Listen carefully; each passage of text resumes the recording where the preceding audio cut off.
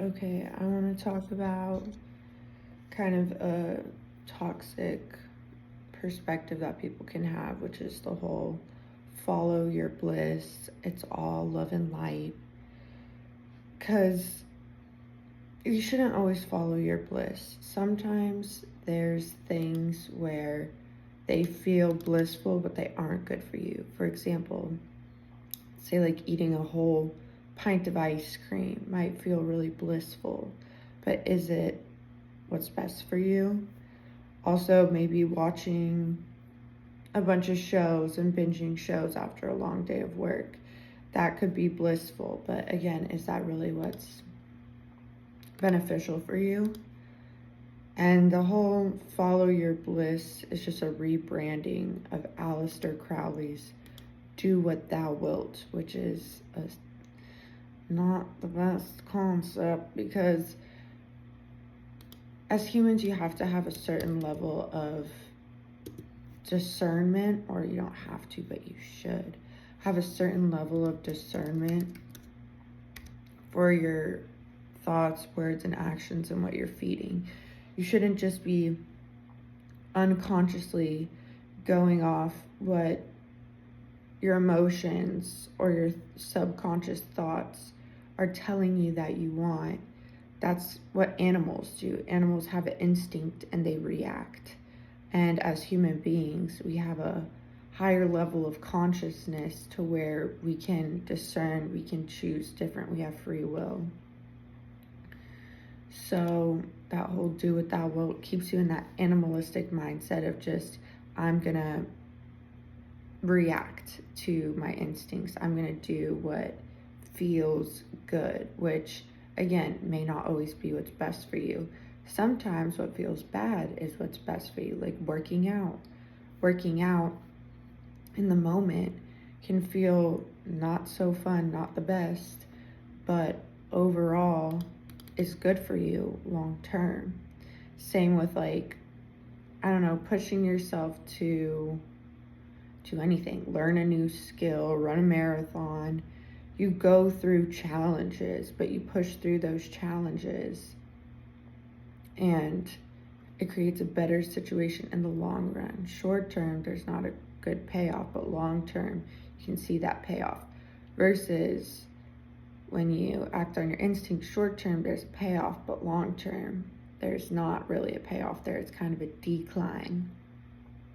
Like if you were to eat really unhealthy all the time because that's what just feels good, it's going to feel good in that moment short term, but then long term you're going to start to notice that your body is degrading because you're not giving it the proper nutrients that it needs, or you're overindulging in certain areas. See what I'm saying? So that whole like follow your bliss, like have discernment when you do it. Not to say like you shouldn't do what makes you happy, but have a certain level of discernment if it is contributing to your overall well-being, or if it's something that you're just kind of reacting and isn't the best for you. And then two, the whole like it's all love and light is ignorant to me, because there is darkness. There just simply is in where we exist on earth. There's darkness to understand the light deeper, or to see the light more.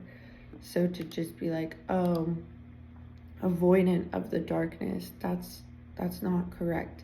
You have to look at the darkness, you have to face the darkness, you have to work with the darkness. You can't deny its existence, or else it's just gonna operate in the shadows if you're just avoiding it. So let's say you're all love and light, nothing bad, there's gonna be things that you avoid through that mindset. Maybe certain feelings, maybe certain actions, and just important to face it, not to deny it. It's not like it has to be super negative or bad. Sometimes feeling the feelings can feel very negative and bad, but it's important to work through those emotions and to not feel like, just just not feel like you can't look at them or it's too much. But yeah.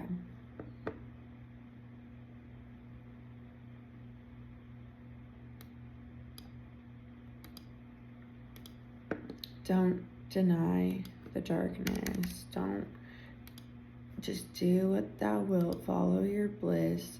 I just don't think that's correct. I think have a certain level of discernment with everything. What did this say? Have a certain level of discernment with everything. Yeah. Oh, maybe this just isn't working. Okay, sometimes it'll do that. Sorry, I'm trying to do something else right here. Say lying to me, that means this still works. Cool. Right? Oh my gosh. There we go. But yeah.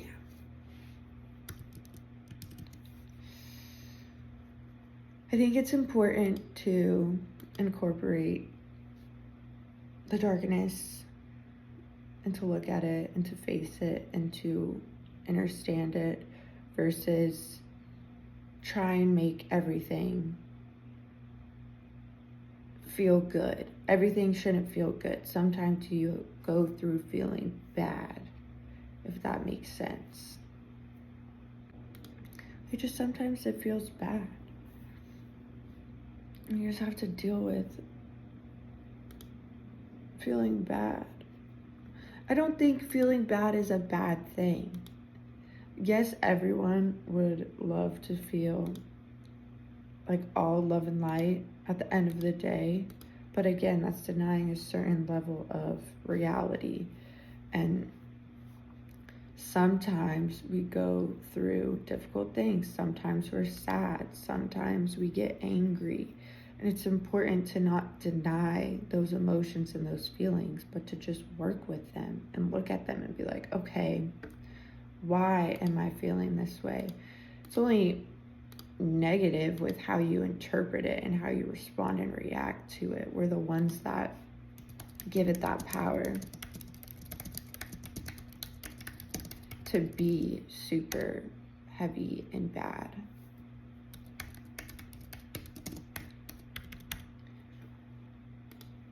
We're also the ones that can give it the power to be a learning experience, to be something that grows us as an individual, and to understand reality and ourselves on a deeper level.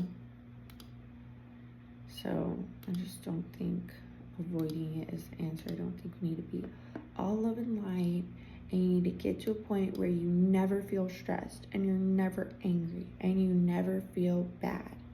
I think you 100% can have those feelings. It's just what you do with them, how you respond to them. Again, we're human beings. We have a certain level of consciousness, awareness, where we have the ability to choose how we respond.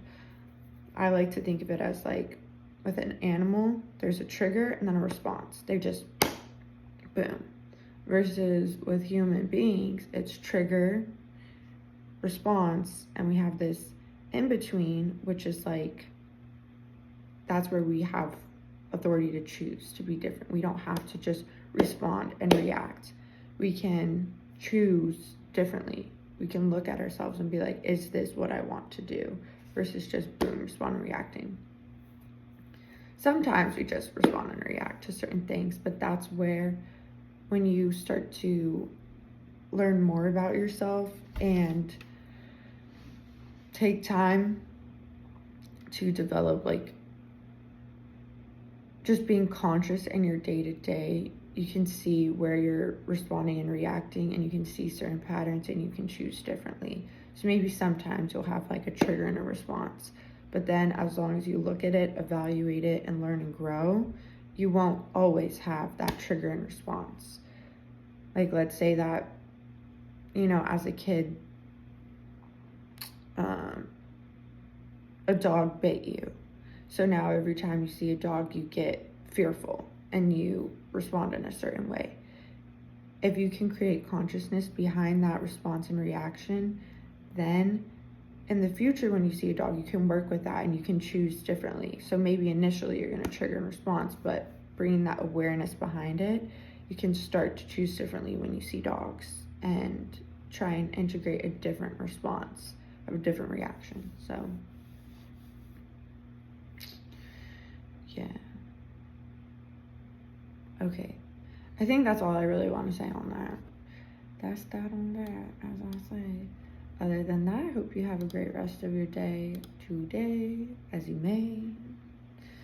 And yeah, Illy, bye.